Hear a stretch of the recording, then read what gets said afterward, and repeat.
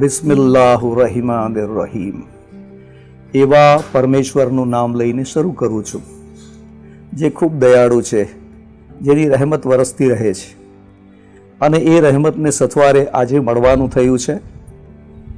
તો આમ તો કવિનો પરિચય શું હોય, મારે ફક્ત એટલું જ કહેવાનું છે કે હું પણ એક નાનકડો એક અદનો માણસ છું. મેં મારું એજ્યુકેશન વગેરે મુંબઈમાં થયું અને યુપીએસસી પરીક્ષા 2 વાર આપ્યા પછી એકવાર હું ભારતભરમાં પ્રથમ હતો અને એ રીતે સિનિયર સ્ટેશન ડાયરેક્ટર આકાશવાણીમાં રહ્યો હું.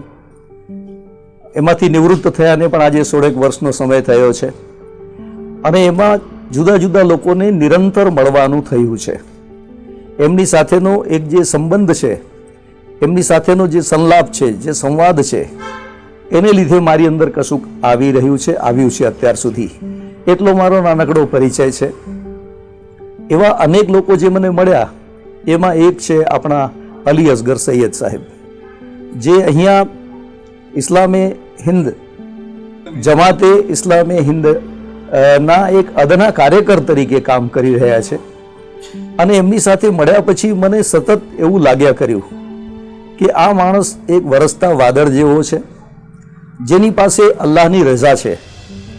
જેમ દાખલા તરીકે કોઈ વાદળ વરસતું હોય તો એ જોતું નથી હોતું કે આ હવેલી છે પૈસાદારની કે આ ગરીબની ઝૂંપડી છે. બધા ઉપર એક સરખી રીતે વરસાદ વરસતો હોય છે.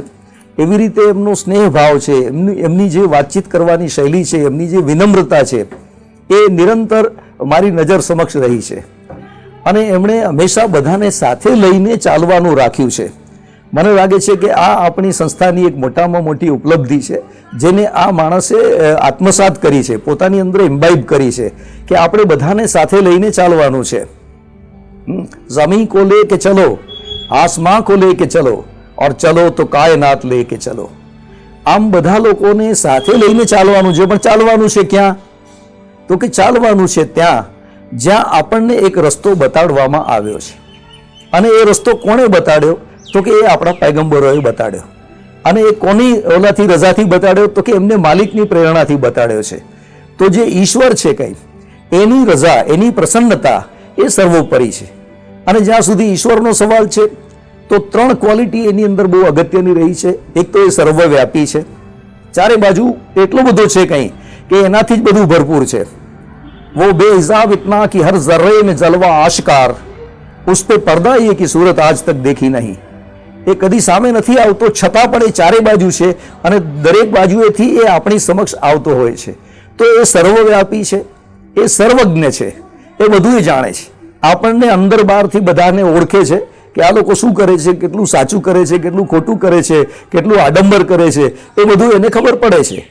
એ સર્વજ્ઞ પણ છે અને સર્વશક્તિમાન પણ છે. ઓમ્નિપોટેન્ટ કહી શકાય એવી ક્વોલિટી પણ ઈશ્વરની અંદર છે. આવા ઈશ્વરની મરજીને અનુરૂપ ચાલવું, જેનાથી ચારે બાજુ એકતા છવાય, ભાઈચારો છવાય અને શાંતિ પ્રવર્તે. એક ન્યાયનું સામ્રાજ્ય રહે, પણ એ ઈશ્વરીય ન્યાય હોય એ જ જરૂરી છે.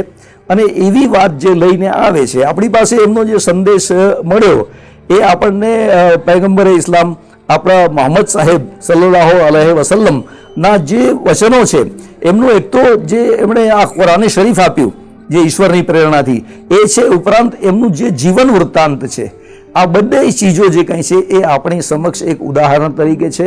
અને આપણા ભાઈ અલી અસગરે એવા કાર્યક્રમો યોજ્યા જેમાં આપણને કુરાને શરીફનો પરિચય થાય, એવા કાર્યક્રમો યોજ્યા. એમણે મસ્જિદોની અંદર કાર્યક્રમો યોજ્યા અને ધર્મગુરુઓને સાથે રાખીને વાત કરી છે, જેથી કરીને એક વસ્તુ સમજાઈ જાય કે કબીર કુઆં એક હૈ, પનિહારી અનેક, બર્તન સબ ન્યારે ભય, પર પાણી સબ મેં એક.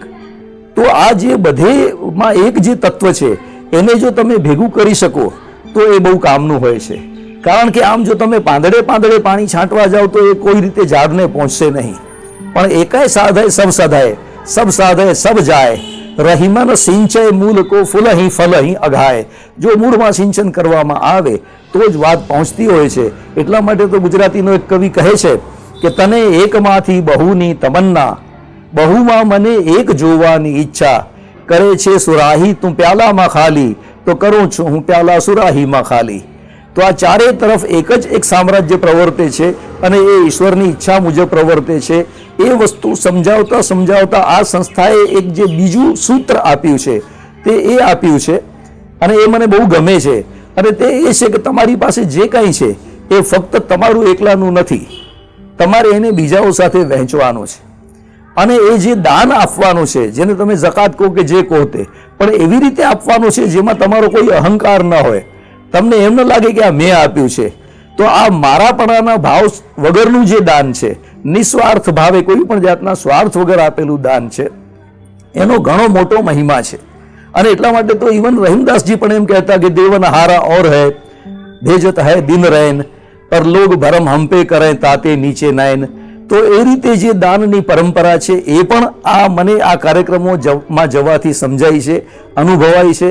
અને હું નિરંતર એમ માનતો રહ્યો છું કે આખરે તો જે ફરિશ્તों से बेहतर है इंसान बनना, मगर उसमें पड़ती है मेहनत ज्यादा. આજના જમાનામાં એટલી બધી વિષમતા વ્યાપે છે કે જેની વચ્ચે આપણે તરાશીને સાચો માણસ ગોતવો હોય તો ઘણી બધી મહેનત પડે છે. કારણ કે પ્રદૂષણની માત્રા એટલી બધી વધી ગઈ છે કે આપણને શ્વાસ લેવામાં પણ તકલીફ પડે છે.